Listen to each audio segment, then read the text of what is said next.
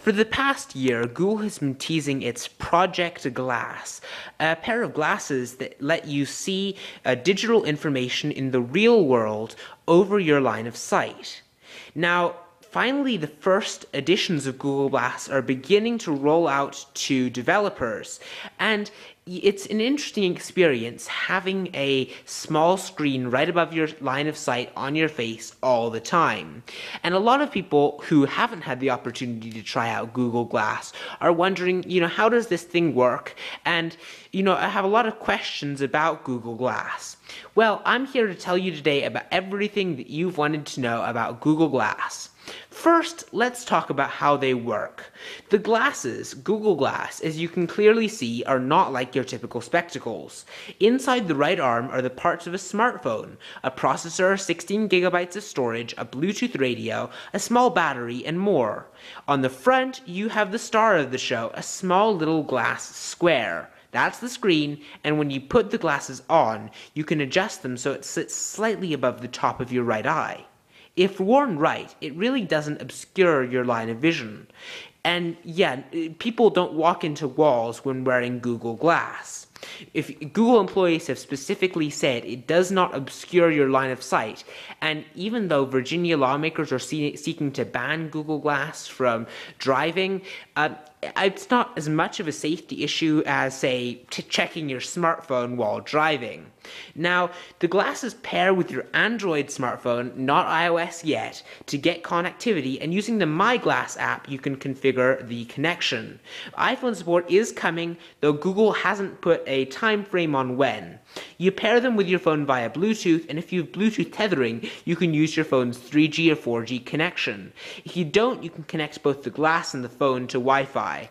Without connectivity, though, you can still take photos and videos and things like that. Now, you do need it to be linked to your phone if you plan to use Google Glass for navigating on the roads, though. It doesn't pick up wireless data signals, and that's kind of a big issue, and a lot of people are wondering about that. Now, to the right of the glass screen that I've already mentioned, there's a 5 megapixel camera, and there's a button on the top of the glasses for taking photos. You can also take a photo by just simply telling Glass to take a photo. Now, as far as control goes, Google recently released a video on how to control Google Glass. It's fairly simple. There's a touchpad on the glasses that you can swipe on and tap on to view different slides in the timeline view. It's complicated when I say it, but when you actually see it in action, it's actually quite easy. Now, another big question that people were asking is, what can you do with a pair of Google Glasses? I mean, what can it do besides maybe be a camera, be a navigation device? And the honest answer right now is not much. Not many developers have released apps yet for Google Glass, and when it does roll out to, consumers next year, probably a lot more developers will have gotten a chance to create apps. This won't really be useful until, it gets some big apps like Facebook and Twitter, and right now you can't even check stock prices without going into Google and searching. So it'll come into its own when there are more apps for it, and for a developer, you could create a lot of interesting games with a pair of connected glasses like Google Glass. Now, the things you can do on Google Glass right now are you can take photos and video, you can get notifications and emails, and you can use Google stuff. But you can't simply look at something and have them search, and it's all voice activated, or you use the touchpad. Now, you're probably wondering about the price for Google Glass as well. Well, currently the price for developers is $1,500. That's right. That's $1,500. Now, thankfully, this probably will not be the price when it rolls out to consumers next year. It'll probably have a dramatic price cut. Right now, the editions are quite expensive because Google is just testing them and it's just trying to get some feedback, and they're not for everyone. But right now the price is kind of ridiculously expensive, so it'll need to get a lot cheaper if Google actually wants to start selling the glasses. Now, one more thing that people are wondering is, does Google Glass make you, kind of like a cyborg? Does it really does it look really weird to have a computer on your face? And the answer is probably no. I mean, sure, it's going to be slightly unusual if you're walking around with Google Glasses on your face, and people will probably comment on it. But, aside from the initial, that's cool response, people aren't going to keep on bringing it up because it's not that noticeable. Even when the glass is turned on, all the people looking at you can see is just a small reverse image of the image you're seeing. It's big for you, it's small for them, and they can't really read it. They can probably tell when you're taking video or photos of them, which is good from a privacy standpoint. But it's not a really big deal. No one's gonna care if you're really wearing Google Glass. Now, the most annoying thing about Google Glass is the connectivity. Right now, the connectivity is slightly glitchy, and without a connection, there's not much you can do besides take photos and videos. And you can just use your smartphone for that. If Google improves the connectivity slightly and makes it more reliable, more people will enjoy Google Glass more, because a lot of it depends on web searching, and you can look at plane flights, you can look at weather, you can look at all that kind of stuff, but you need an internet connection to do it. If you pair it with your smartphone, you can use 3G or 4G, but again, that's slightly glitchy right now. Now, that's about it for what I'm about to say about Google Glass. The one last question I need to quickly answer is about privacy. A lot of people are wondering, Google Glass, it seems to really invade privacy. I mean, you won't be able to tell if someone's taking a video of you, and that's a little bit unnerving. I mean, I have friends who would be more than happy to take advantage of this, and that wouldn't be great. But the good news is that Google Glass is probably gonna cause some regulations to be developed about when it's appropriate to use glass and when it isn't. And then also Google Glass isn't that, I mean, you can see kind of if someone's actually taking a video with you of Google Glass. I mean, Google Glass isn't that much more secretive than if someone was just spying on you and taking a video of you secretly with their smartphone. I mean, it's not really that different. Now, you might have heard that there's at least one Seattle bar that's already banning Google Glass due to privacy concerns. But I don't think it'll be too much of a problem for the average user. I think a much bigger problem right now is just, the lack of apps for Google Glass and just, the lack of usefulness right now. Privacy is an issue, but I think over time, people will get used to, when it's good to use Google Glass and when it's not okay to use Google Glass. I mean, it's just basically okay to use Google Glass in all the situations when a camera would be okay to use or your smartphone. And people should respect those rules. But that's about it for this little discussion about Google Glass. I hope that's cleared up a lot of your questions about the device. It's actually quite a neat device when you look at it, and I can't wait to see it in action with consumers when they get their hands on it around next year in 2014. For now, the lucky few who have tried it, congratulations. We here at CTN have not actually officially received a copy, so we haven't actually used the device yet. But we've heard a lot from people who have actually used the device, and initial impressions have been fairly good.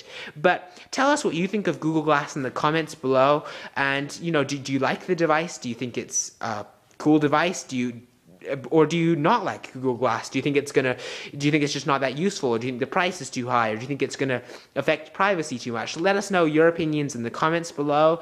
And with that said, thanks for watching and see you next time.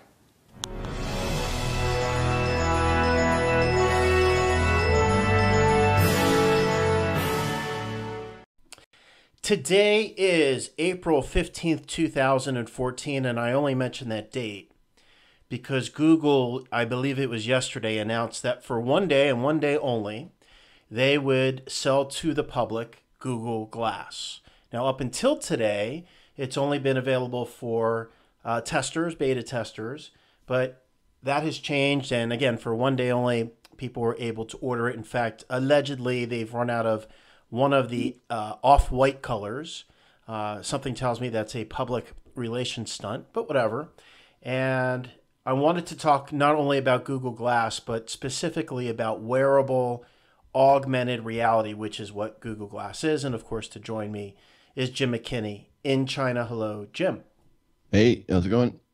So you just watched this video, which I have on the screen right now. It's a very interesting video. It's only 7 minutes long. It shows the pros and cons of augmented reality, and the movie is called Sight. I will have a link to it in the description of this video on YouTube. And as soon as you stop watching it, I think you said that was pretty disgusting. Yeah, that was terrible. That's a nightmare. So tell me how you really feel. That was amazing because the camera perspective shifted back and forth between the lenses that the guy was looking through and then the reality of where he was. And he was in an entirely empty apartment, but through his glasses, it looked like he's in some nice, super swanky pad. Yep. And the girl that he was dating saw the same thing that he saw, which is really weird. That it also looked like a nice place through her eyes. But it seems like anyone not wearing these glasses could see what total sociopath these people were, and how creepy the whole thing was. So is that who put out that video? Is that a Google thing or is that somebody else? It's not. And the one thing I actually like about this video, which I'm showing a little bit of right now, is that it kind of shows the pros and cons. It's more or less unbiased, the pros and cons of this wearable augmented reality. Now, quite frankly, as I'm looking at the guy with total glee and he's just delighted after his augmented reality trip in the beginning here. Right. But I tried to do the best I could all day today. I took a trip. I was in the shower, and I was thinking, what are the pros and cons, and can I come up with a single pro, any benefit of having this wearable augmented reality technology? Now, of course, we're kooky people. Some people will call us conspiracy theorists. I'm very offended by that. I prefer to consider myself a critical thinker with a big bullshit detector. I'm assuming you think the same way of yourself. Can you think of a single benefit, plausible benefit, of getting this $1,500 wearable augmented reality device? I don't see anywhere where it helps you. Like it's showing him how to chop a cucumber and giving him a score for it. That's pretty silly because even a little child can chop up a cucumber. If you're keeping an eye on them so they don't cut their fingers off. It's so funny because that's what we're looking at right now. Do you know you're in China? Do they have the device called Wii in China? Wii? Yes, they do. They have Wii cooking for Wii. I am not kidding you. You can literally pretend to cook with a device just like this.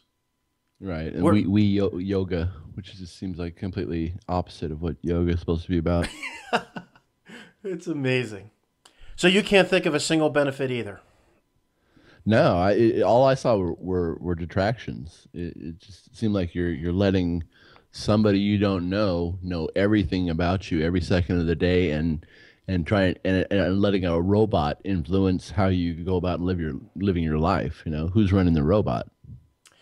Right. And then that gets into, that goes a little deep because I am convinced, in fact, I'm going to throw this link up. Let me hide this movie so we don't get in trouble showing the whole thing. There's I'm not sure if you're aware of this, but the sound that you hear using Google Glass does not use a typical audio speaker. Did you know that? No, I didn't. And I'm throwing it up on the site right now, that actually uses, and I'll read the headline, Google Glass to use bone vibration instead of traditional headphones.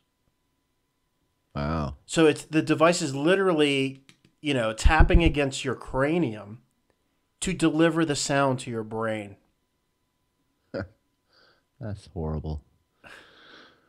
Ugh. It's worse than even Big Brother. It's like Big Father, Big Jesus. It's like having God in your glasses, like telling you how to live your life. And it's again, who's programming God in this case? Now I am absolutely certain that Google Glass was set up to fail on purpose.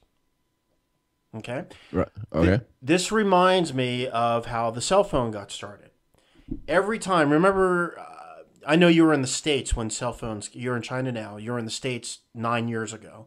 And do you remember the first cell phone was like this big honking, it was in a bag and had a big antenna and it had this power cord that went into your cigarette lighter? Do you remember those days?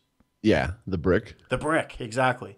And then it went from the brick, and then it continually got smaller and smaller and smaller until now it's not only just a phone, it's a smartphone. It does everything for you, takes pictures, videos, is wireless, and on and on. Mm-hmm. This to me is the exact same thing, because just yesterday, the same exact day that Google announced that Glass would be available for $1,500, nice coded number, by the way. The numbers 11, 15, and 33 are coded Freemasonic numbers. $1,500 gets you Google Glass. But just yesterday, they announced that they have Google Glass with contact lenses. In fact, let me pull that up right now. They filed a patent, according to CNET. Take a look right here. And here it is. After Google Glass, Google developing contact lens camera. And the subheadline is, the next step after Google Glass high-tech specs could be contact lenses. I love how they say could be. It's already filed as a patent. Contact lenses with cameras in them to take pictures when you blink and to help the blind cross across the road. And if you notice, anytime technology is given to us, there's always two excuses that they give us for developing this really creepy technology. And the one is always the fact that it's for the handicapped people. It's always for handicapped people. Do you notice that? Yep. Yeah, it's such an easy in because you feel sympathetic for people who can't see or hear or whatever. So, why not do it for them? And then, of course, it's actually for everyone, especially the people who are sighted, the people who were normal before they put the glasses on. Right. And then the second thing that's always involved in the introduction of technology, new technology, is the coolness factor. It's really cool. And there's no doubt, this is really cool stuff. I mean, you can put glasses on, and I don't know if you've seen Google Glass in action, but what happens is it's augmented reality, just like in that Sight movie, although it's not nearly as crisp and clean as in the Sight movie. Basically, you can be walking down the road, it recognizes someone you pass, it looks up their G Plus account, finds out that it's Marcus Allen, knows that I'm in Lancaster County, Pennsylvania, sees how many times I've been a sexual offender, tells you where I work. It tells you everything just by recognition, facial recognition. And that means, and this is where the creepiness comes in, that Google Glass is always on. Mm-hmm. And I think that's why people are getting really bent out of shape. And I think it's manufactured agitation. This is part of the Hegelian dialectic of problem, agitation, solution.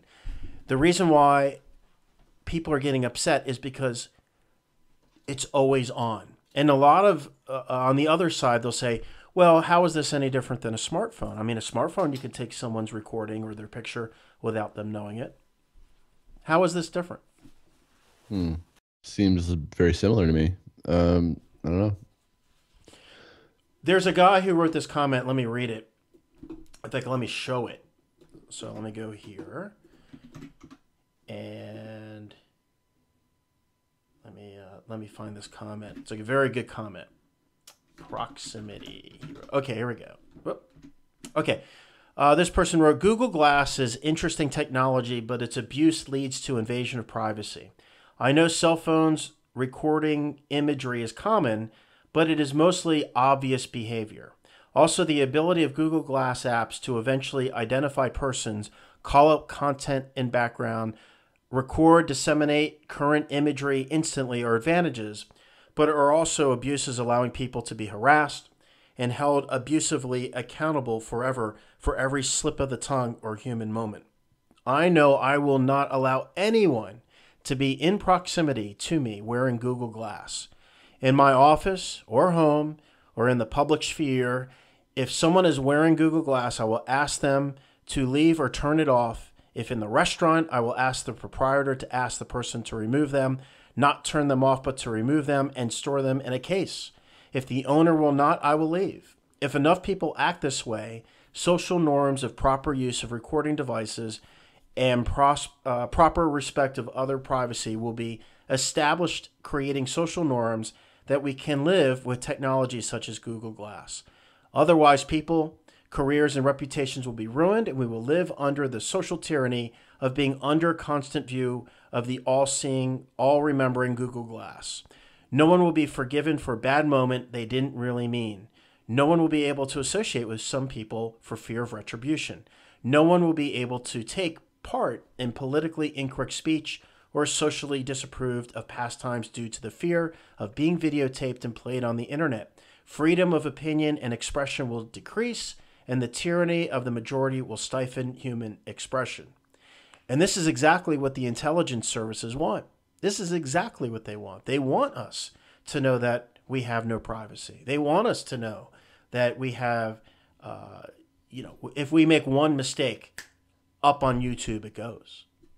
Yeah, amazing control. Totally. Perfect control, really. Now, someone rebutted this and mentioned this thing called Looksee, and I'll post it right here. Looksee is a creepy camera that looks like Bluetooth. You know that Bluetooth that hangs in your ear? Yeah.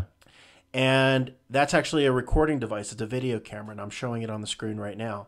What's interesting is this Looksee company seems to have gone out of business. It says Looksee streaming video end of support. Will no longer provide updates after December 31st, 2014. It would be interesting to find out why they're ending support and perhaps going out of business.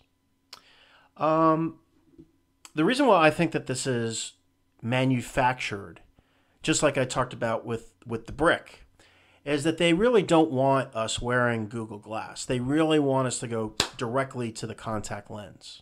What do you think about that? Yeah, it makes sense. It's probably a lot cheaper for them to manufacture and a lot more invisible. Which gets into a sort of conflict of interest that I have. Of course, you know, Jim, I just finished writing a book about how to see better without glasses. And of course, I'm going to be biased when I say this, but the reality is wearing glasses, wearing sunglasses, wearing prescription sunglasses, in that order is the worst thing you can do for your eyesight. And a lot of people don't realize this. Right, even flat lenses that aren't that don't focus or anything like that will be distorting your vision slightly. Mm-hmm. So there's a bit of a mystery with, can you put prescription lenses in Google Glass? I believe you can. And again, that's like one of the worst things you can do for your eyesight. We know that that's the case because when you go every year to get your eye exams, they always tell you that you need a new prescription because your eyes need a stronger prescription. That means your eyes are getting worse. And the reason why your eyes get worse with prescription lenses is because your eyes are being trained to focus on a very small field of vision. And your periphery gets eliminated. So everything in the periphery is fuzzy, but a very tiny spot is in focus. And that actually makes your eyes worse. When it comes to sunglasses gets rid of your pupil are your natural sunglasses for your eyes. And when you wear sunglasses, you're actually retarding your eye's abilities to turn on and off the sunlight through your pupil through dilation. Mm-hmm. And when you combine both the prescription with the sunglasses, it's the worst possible combination. So with Google Glass, you're wearing, not only is it bad for you because it's augmented reality, you don't know who's controlling you. I know that sounds kooky, but forgetting that, you're putting on glasses, which is making your eyesight worse. And then when it gets to contact lenses, that's beyond ridiculous and bad because when you put contact lenses on, it starves your eyes of oxygen. That's why you have to have these drops all the time. That's why you get the dry eye. So it's just really bad in all different directions. Yeah. Crazy. Yeah, I personally, I stopped wearing sunglasses a few months ago after hearing about it from you, and now I've noticed a marked difference that I can actually see colors better. And I noticed it because I was looking at some signs that I had always seen before, and I thought, oh, they put a new sign up, And I went and looked at it, and I was like, no, that's the same sign. I could just actually see the color better. Yeah. Yep. And what I teach is it's like brushing your teeth. It takes about 2 minutes, and there are 4 micro eye gestures that you do. They're little workouts for your eyes, and I've been doing it for a couple months now, every single day. And people are amazed how well I can see. But we're getting it off topic. Let's get back to Google Glass. So I believe that this manufactured agitation is just that Google Glass is literally obsolete the day it's introduced today. And they really don't want people to get it. What they really want to do is they want to get people directly into the contact lens. And boy, oh boy. Let me show a couple examples of how they're doing this. Let me post this. Here's a YouTube of a woman who... Let me turn off the volume. Who works for Google, who went into a bar and she was getting pushed around, eventually got assaulted, according to her.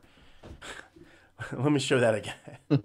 9-second little video here. People are like, don't record us. We're in a bar. Nice. Yep. So we got that. And then we have San Francisco pet store bans Google Glass. And again, I really think that this is all manufactured. It wouldn't surprise me if Google was involved in this. And here's an article. Yeah, they're all actors. Yeah, all actors, and it says please no Google glasses in the animal house. And here's one at a Seattle bar. I'll show that real quick.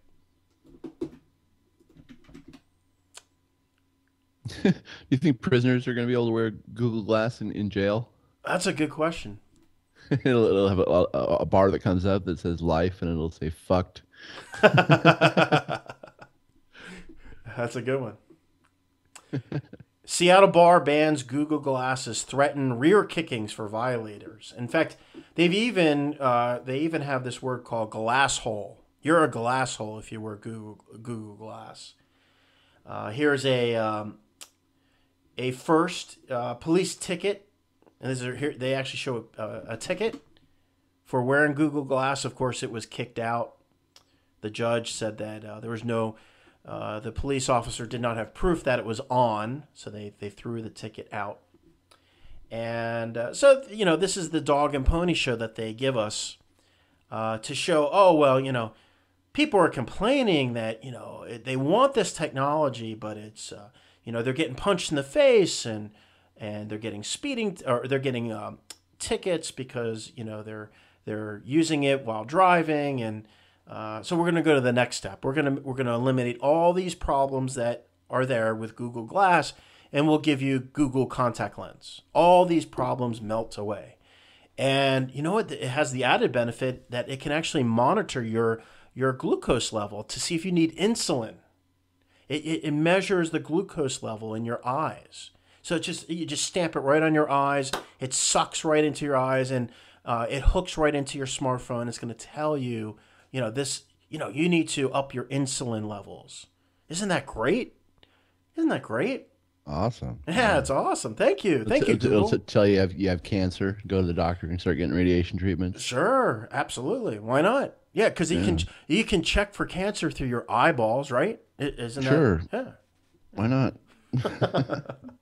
Just amazing. I have a couple. It'll tell you you're a schizophrenic.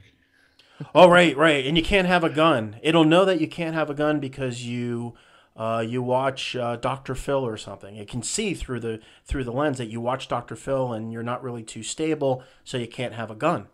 Thank you, Google. You have a bad day, and it tells you need a prescription for psychotropics. Right. See, now you're thinking. That's very good. I don't think I have anything else in my notes. Any final thoughts before we wrap this up, Jim? No, that was cool. I'm good. You just don't want to talk about it, do you? It's disgusting. I know. I want to go take a rape shower now. I feel gross. Yeah, I do too. So the choice is yours, folks. $1,500 for something that really doesn't have any real benefit, will invade your privacy, help you make really bad decisions. I give it a thumbs down. With that said, that is your truth in a little bit more than 7 minutes.